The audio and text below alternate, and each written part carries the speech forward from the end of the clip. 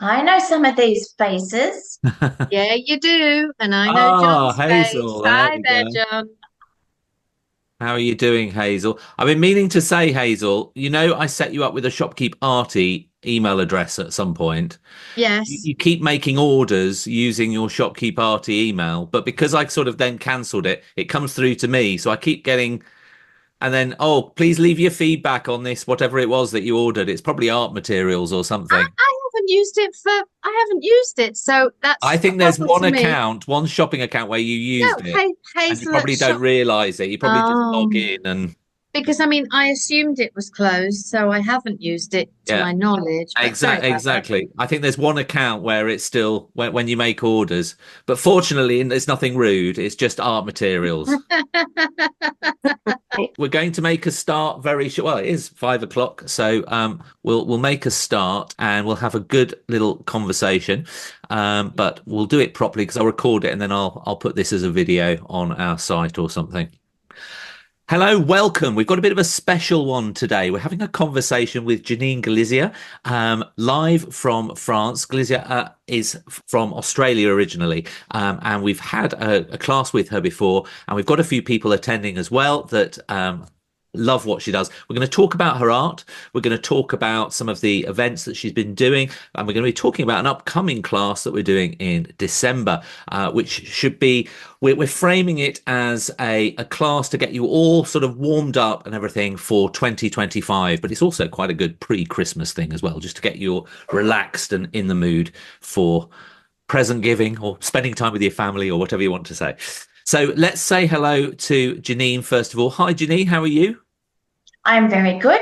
How are you, John? Yeah, very, Good very to well. see you. Yeah, and you too. And I was saying to Janine just before we went live that my son is currently in Australia and he's absolutely loving the country. I know Janine was from Melbourne, but he's in Sydney at the moment. But I'm starting to get my head around the Australian geography and just the size, the sheer size of the country, Mm. which is just if you just take a flight, an internal flight, in the UK it takes no time at all, but it's literally like covering from one side of Europe to the other. I mean, it Hmm. is it's a big place, isn't it? Yeah, yeah. And you've been in France for a long time, and currently you're doing art classes for your students, both in French and in English, which is crazy. And you're doing a lot of classes at the moment as well, keeping yourself very, very busy. Yes. Yeah, I kind of feel like there's a bit of a feeling of people being stuck, people getting frustrated with what they're doing, not progressing, from judging a lot for many years. You sort of see this people inscribing paintings into competitions, always doing the same sort of thing, and you can see them frustrated with what they're doing, but they just don't seem to get themselves out of it. So that was my drive. That was actually my goal, because as a judge, I couldn't speak to the people when I was judging, but I could see that there was a real lack of understanding of how to progress, how to analyze your own paintings, how to figure out what's working, what's not working. And so I thought, if we can improve these, everyone can improve their own level pretty easily. Then we can expand and we can improve the whole watercolor scene. And I think that it can be a very dynamic place. Definitely. And it's more, I think watercolors have got, it's an interesting medium really, because it's one of the first things that people tend to go into when they do art. They think, oh, watercolors, I can get my watercolor palette. But it's actually one of the hardest mediums to conquer. It's got quite a lot of challenges around it. It does and it doesn't. Um, it it at first seems like it's the easy option because we give watercolor and gouache to our children, our grandchildren. Yeah. Then we start thinking, oh my gosh, I have to control this medium because it sort of does what it wants. And then we sort of think, I shouldn't be controlling it. I should be working with it. And that's when it simplifies. But it's if you go head on with watercolor, you're going to be fighting against it. You're going to be fighting against the drying, the fusing, the too much water, the not enough water, and you're going to get distracted in the technique as opposed to actually focusing on what you want and progressing. So you need to move out of the technique, step back, and think of watercolor differently. It's not a challenge, it's teamwork. You're actually working with the water. And most people that find it hard, it's because they're actually trying to control it, force it. And anyone who's had their house flooded will tell you that when you try and control water, but it does whatever it wants. So you don't control it, you guide it. Quite a topical conversation for this time in the UK at the moment, because we've had a lot of floods, um, and the government did no warnings, which was brilliant. So yes, yeah, that is very true, and it's your friend and also your enemy, but it's working with it, isn't it? And sometimes there's those happy mistakes as well. So I was going to today in this conversation talk to you about some of the paintings you've recently done, and you've sent me a few which I can put up on the screen in a minute, and we can talk about some of the classes that you had around that, some of the things that you like doing with your students, and then we're going to talk about the class that's coming up on the 17th of December, which I think is a Tuesday, and it's at 5 o'clock in the afternoon, which is quite a nice UK time, which is quite a nice time if you're joining us from the US as well. It's a little bit more reasonable, especially if you're on the West Coast. So that's quite nice too. And then I'll tell you how you can book a ticket. The tickets include obviously the live entry, but also the video that you can watch as many times as you want as well. And within the class, because I'm hosting, I can field your questions and I can bring you in. We've got kind of a nice open forum, and at some point we'll share the screen and you can hold up your painting that you're doing. We can get direct feedback from Janine, things like that. So it should be really nice. Now, I've opened the chat now. So if those that are watching live now, if you've got any questions as we go along, as Janine's talking about her paintings and things like that, by all means, write your question down. If you want to have a conversation direct, you can do that as well. You simply raise your hand, and I'll bring you in and you can talk to Janine. So we're just going to have a really nice, relaxed conversation this afternoon and just talk about everything art, and hopefully pick a few nice things up, and obviously get some inspiration for our class in December as well. So, Janine, we've got a few paintings here. Let me just put make me mini me, and then let's put the first one, which some of you may recognize. This is Mont Saint-Michel in Brittany. And when did you paint this? Oh, a lot of the paintings that I sent to you were actually done for my live sessions, and I can see quite a few of my co-workers, I'll call you, not students, from my live sessions, which are there. So every week, every Monday, we work on a different subject. So these are really quick little paintings. There's always a goal. There's always a desire to learn something. It's not just let's paint. All my courses are like that, and that includes the one in December. And this one was a very different kind of painting, because it was all about that balance where you've got this big, massive shape, which is dominant and could actually be overbearing, and how you can sort of balance it and how you can sort of make something else. This is sort of like balancing with opposites, something big on one side, something small on the outside, on the other side, yet you maintain balance. A tricky subject. Mont Saint-Michel is actually a danger zone when it comes to paintings, because you can overwork it so easily. So it was trying to get that big image, focus on the big image, on the big story.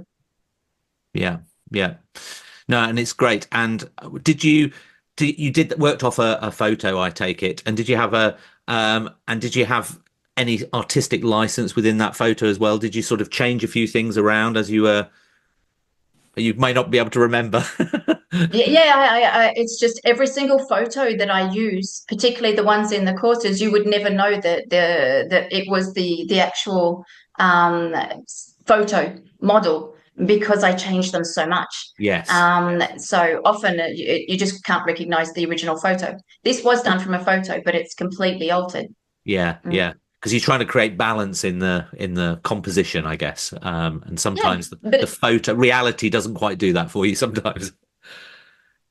Yeah, but the idea is to learn something. So if what we were doing was quite simply repeating and copying the photo, what do you learn? Yeah. You're not learning much. You're just reproducing the photo.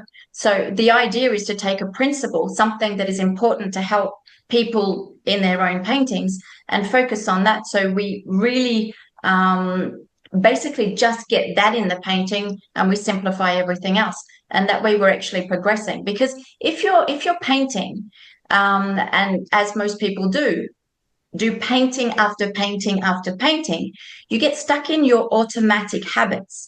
You don't actually progress. You actually get yourself really stuck, and then really frustrated because your idea may have evolved, but your technique hasn't, because you're just repeating and developing more habits. So the idea is to simplify, focus on a target goal, principle that we want to learn, we want to get across, we want to improve, and just focus on that in the painting. So you have to move away from the subject. But that's where you also learn how to be more creative, and you also learn how you can make your own choices and put something of yourself in your paintings. They're not just reproductions of a photo. No, exactly. Let's go to something a little bit more floral now. So there's two that you sent me. So this one and this one. I think let's maybe leave it on this one because it's a lovely soft composition there, and looks a lot of wet on wet for this piece. Yeah, this was actually done a while ago. This is 15 years old or something. But I love this series. This was actually a series of paintings, not 15, say 13 years ago, because it was done. I did this series when my daughter was born. So the series is called The Roses for Isabella. And it's all about edges. I mean, you can see that. It's all about wet in wet, but mostly wet on dry, and then dry on wet, three different techniques to create three different kinds of edges. So you have the very lost, the suggested, and then the detailed or the precise. And that was pure pleasure. I'm actually going back to florals at the moment, which will no doubt be different to them, because every time I paint a series, I actually always paint by series when I paint on my own. And when I paint a series, I will do maybe 6 to 10 paintings. And sometimes you do repeat things because you're sort of trying to progress, trying to develop an idea. So you kind of take it further. And then at some point you kind of think, not necessarily that you've come full circle, but you kind of feel like it's time to move on. And then I will always wait years, like I'm talking 10 years, before I will go back to that subject. And I do that voluntarily, because if I go back too fast, I will paint it the same sort of way.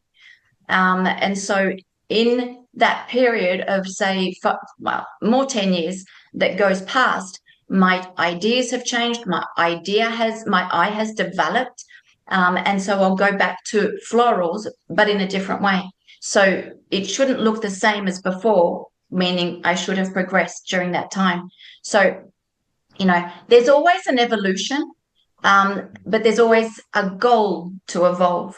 And if there isn't, that's where you get stuck. So that's one of the things that we'd be talking about a lot in December. Yes, and I think it's good to have breaks, natural breaks in between, because it gives you your brain, because otherwise you can get stuck, can't you, in a bit of a way of doing something. And it's nice to have that time away, do something different, whatever, come back, revisit it. And you can look at it with fresh eyes and you think, oh, why did I do it like that? Or, I should have maybe tried this, or and it's a good way, as you say, to evolve your skills. Brilliant. So now we're going to go on to, I think, Venice. Let's have a look. Yes, definitely. And we've got two. We've got this one and this one, I think. Which one would you like to focus on? Maybe I love the sunset on that one. Which one would you like to talk about? Let's go with the yellow one, because the blue one was another live. That was another demonstration in the lives, which was all about connecting shapes. So that one, if you just go back to the blue one, you're going to see the connecting shape, the connecting background, middle ground, and foreground. There's always a principle with every painting that I do. That was the principle in that one.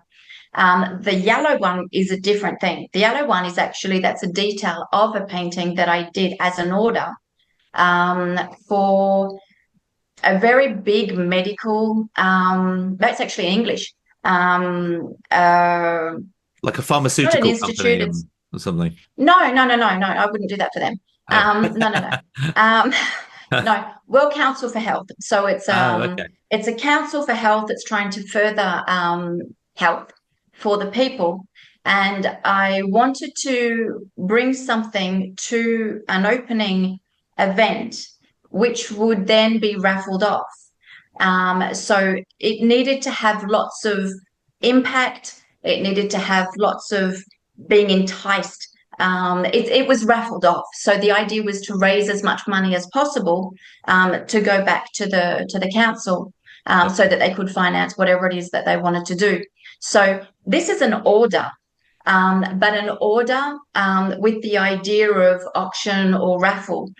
So you kind of want them to get to a pretty good price.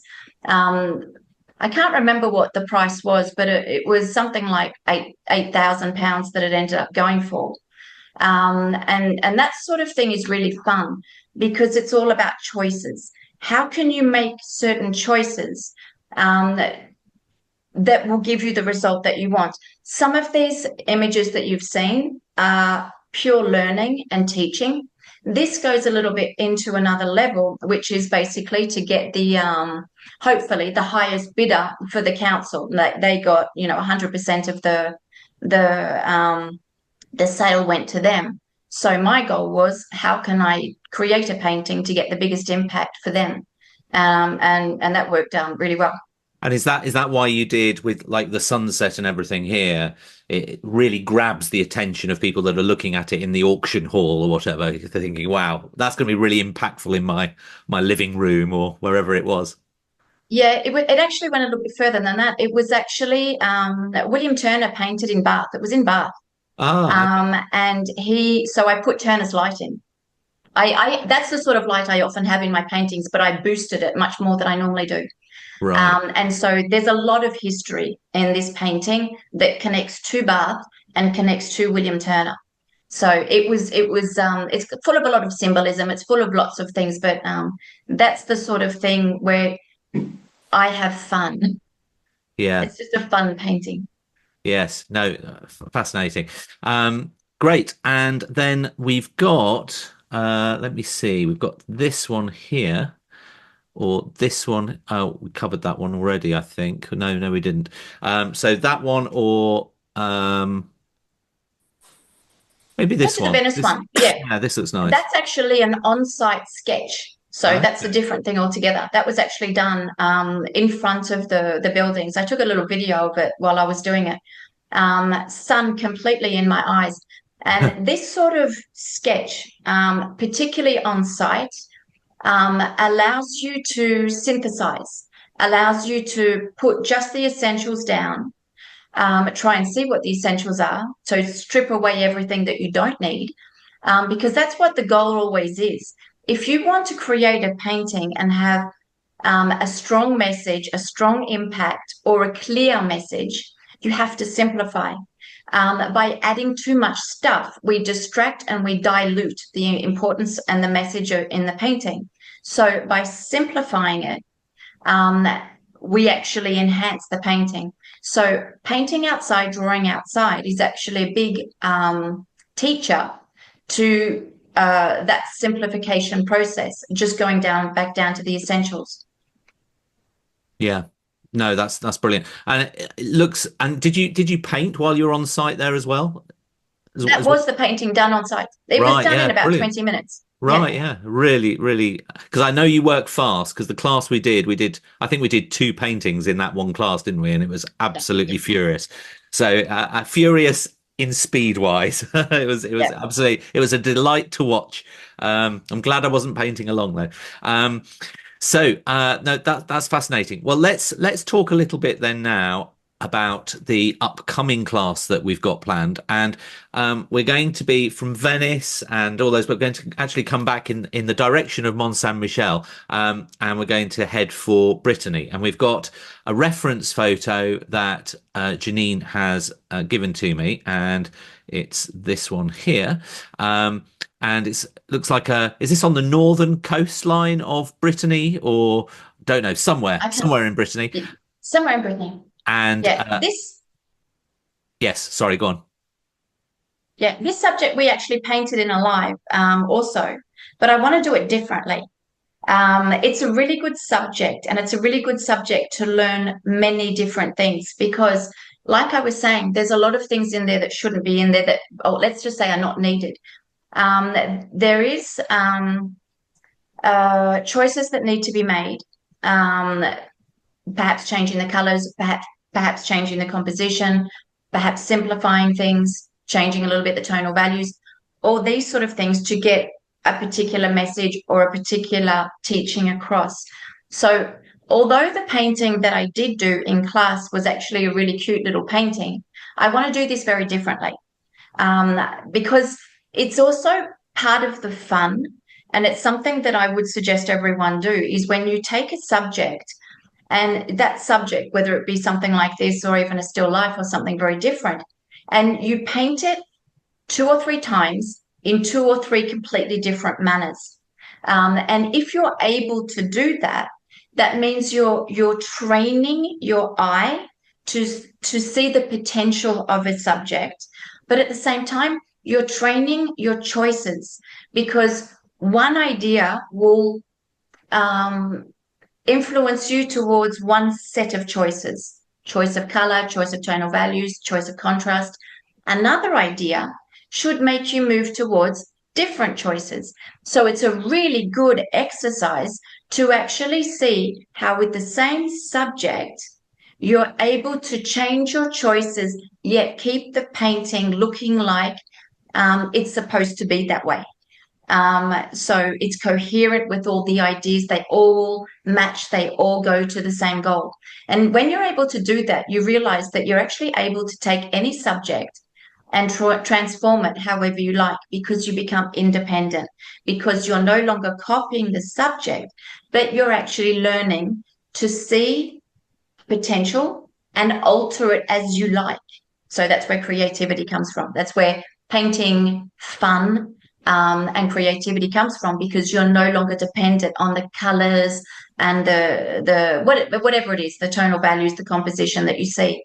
It's a big thing. It's something that I would suggest everyone do. Just paint the same subject 3 different times and choose 3 completely different looks and see how you can do. And I guess not just with the colors, but with the tonal values and everything as well, and the placement of different things. There's so many different elements that go into a painting, and I do find that amazing with professional artists like yourself. When you start a thing, you're almost thinking, right, what is going to be the focal point? How is somebody's eye going to journey around this? How do I accentuate that with the values that the lights and darks within the painting that I'm going to be doing? And then what colors do I bring into play? And there's so much that you're having to make a decision on almost immediately, and then it may change as you start sketching it out as well, but it develops, and it all comes with practice, really. I don't think somebody could kind of be brilliant at that from scratch, but as you develop it and as you develop that thought, and you can juggle, it's a bit like if I'm playing golf, there's so many different things you have to think about with how your swing, and you're looking at the ball above, and it's all that with painting as well. It's a fascinating thing to hone your skill in that way. It is, but at the same time, you have to think first, then you sort of start. And that's where, like you say, things happen, you adapt, you can sort of change your way a little bit as you go along. Yeah. And one consequence, one choice that you put on the paper may influence you or stimulate to do something else. And you kind of go from there. So you're kind of adapting to what you have. So it becomes a game, almost like I don't know, you're in some sort of a game, and you sort of have to navigate and constantly step back to see how it's working, and then figure out as you go how you can sort of finish that painting.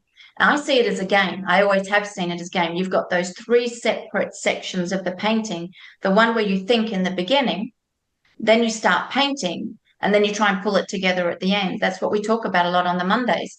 But it's a game, and you have to not be too fixed on an idea of what you want, because stuff happens. We're talking about water and pigments sort of, have their own idea sometimes. So you don't want to go to that head to head and try and control it. And that's where you're going to say, you know what, that happened. I'm going to have to adapt to that. And that's fun. It would be boring if that didn't happen. Mm, mm. No, it sounds really good. I'm really looking forward to it, and it's a really nice. It's close to Christmas as well, so it's going to be a really nice. It's going to have a festive feel in the air, I'm sure. Right now, I see that we've had a couple of questions come through, and I don't know whether. So, Hazel, first of all, about your favourite subject. But Hazel, I don't know whether you want me to bring you in and you can ask it yourself. Why don't I do that? Oh, okay. Well, it was just that you were saying that will paint a series. Now, I know you've been in Australia, so that's probably messed up yours. But I wondered what series, if any, you were working on at the moment. What is a subject that you're really enjoying? But you're right, going to Australia, because I actually went for about 4 months. I went twice, but in total it was for 4 months.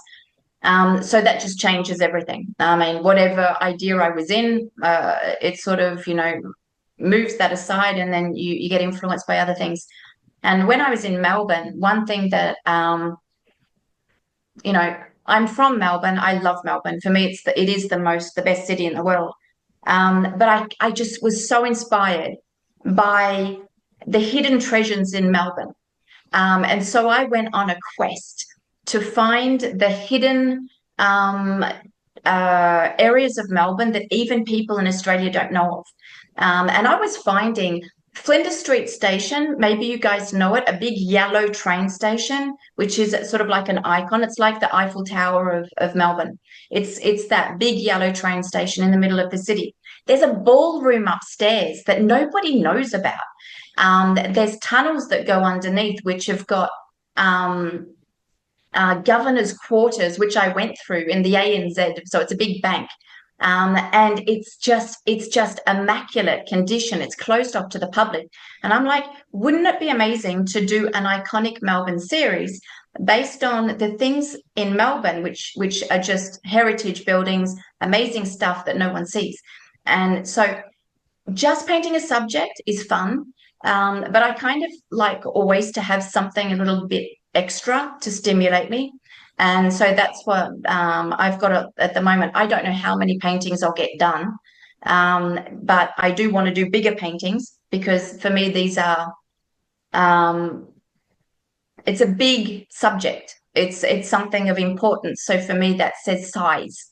And so, yeah, so that may take me a while, but yeah. So Australia, hidden places. I mean, that's really nice as well, because you can hunt those things out, and they can be inspiring in themselves, can't they? So that's great. Maybe you could go and find some hidden places in Tuscany, Hazel. Strangely enough, I'm just watching a video that somebody sent me, which was I don't know, a half hour video taken of Cortona back in the 1970s, and there doesn't seem to be any subtitles, although they say there are, but I can't find them. So there's some church where apparently they used to have naked orgies. So I definitely want to find out a bit more. Yeah, I mean, Cortona, there's hidden gems left, right, and centre, positively tripping over them. So yeah, I think that would be brilliant. Nice to do. Well, one of these days, John, you're going to make it out here. I will. Hazel was very kind when Keiko Tanabe, who's another watercolor artist, she was over and she met up with Hazel, and then Hazel held the cameras. We were doing a live plein air painting with Keiko in Tuscany, and we were trying to do it over Wi-Fi. It was, the connection issues. It was like when you did the one by the Thames estuary, by the Thames with Oh, with David. And somebody stole your cameras. Yes, yeah. So I had That this was guy it. from Minnesota, David R. Smith, and he Smith, came yeah. over and we did a live stream painting the Tower of London. And somebody, while we were faffing around and getting all set up, somebody ran off with my laptop and mobile phone.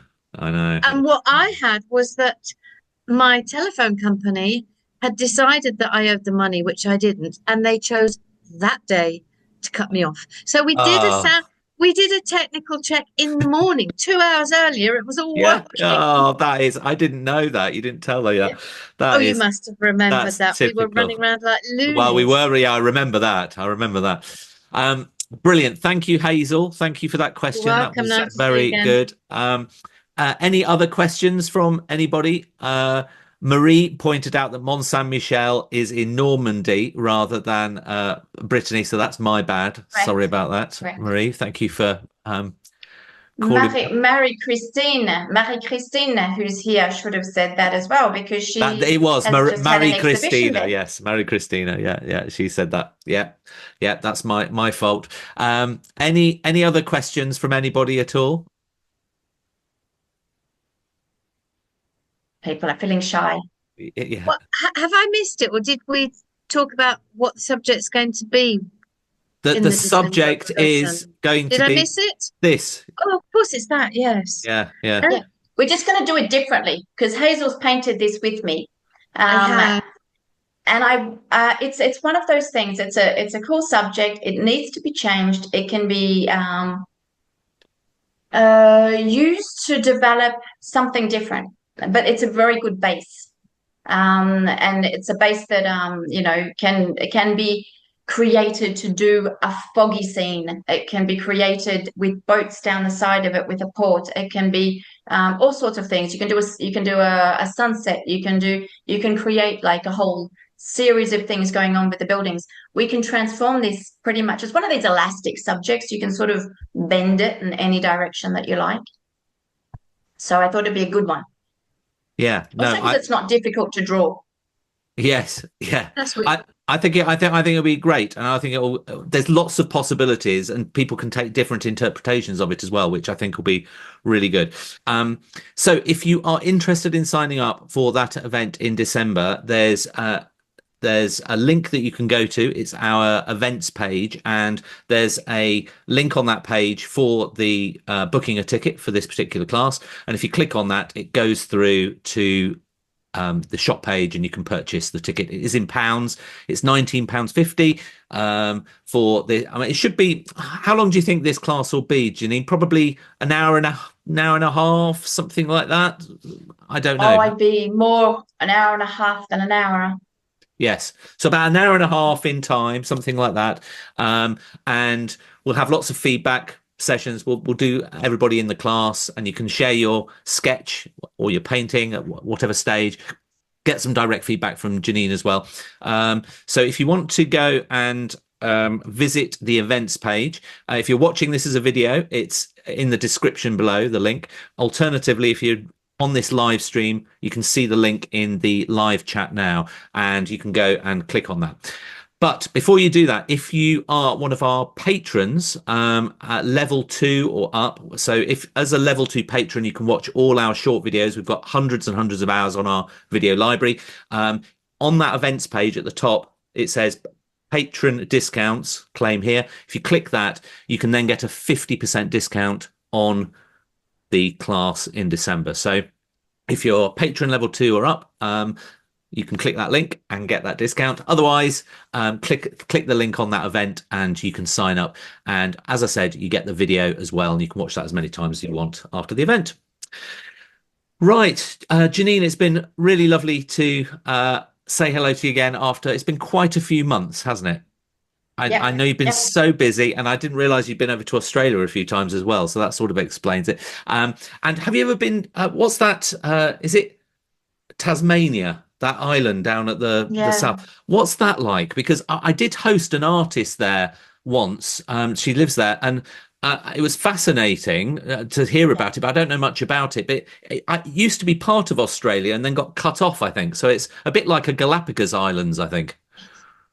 I guess, but it's part of Australia. It is still part of Australia, but it's separated by the sea. So you go across on a ferry or you go across on a plane, but it's very different to the rest of Australia. It's more quiet. Mm. It's less built up. It's really good for people who want to invest. Just saying that for people who want to buy places because the housing market goes up and up and up. It's a dream place. It's beautiful. It's absolutely magnificent. If you go swimming, however, if you like swimming in the ocean, it's freezing cold because the water comes up from Antarctica. Okay. So you can see the seals, you can see the penguins, and it's kind of like the cliche sort of Australia landscape, but you're actually living in it. It's not just a postcard. It's beautiful. And I think they do have some unique animals there as well, don't they? Because they've been, again, like Galapagos, it's been kind of cut off for millions of years. And I don't know, we're not talking dinosaurs or anything, but we've got, I don't know, it's got some sort of butterflies or some sort of birds or something. I don't know. But it Could looks, have.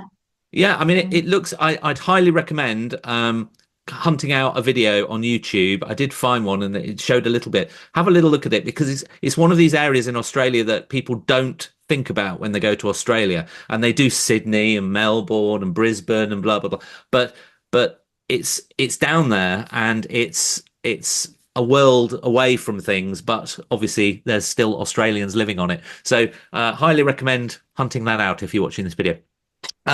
Yeah, brilliant subjects to paint there as well. I So for bet. people who are looking for subjects to paint, it's also a place to type in Tasmanian landscapes. You'll find some beautiful subjects. Yeah, yeah. No, really, really fascinating. And if I remember, if you're watching this as a video on YouTube, at the end of this show, I'll put the link to the video where I spoke to that artist in Tasmania about it, and then you can play that as well and have a look. Right, brilliant, everybody. Thank you so much for joining us. Christiana said, thanks so much, John and Janine. Love this website and your magazine. Good time for California viewing. Yes, it is. Exactly. We'll sign up. Brilliant. Looking forward to having you along, Christiana. Janine, thank you again so much. It's been fantastic to host you again. I'm really looking forward to the 17th. And I'll let you get back to all your planning of all your other classes that you're doing almost daily. Brilliant. Thank you so much, everybody. Thank you, Janine. Thank you, John. Thank you. Bye-bye, everybody. Take care. See you guys on Monday. Yes, see you Monday. Bye. Bye. Bye. Bye-bye.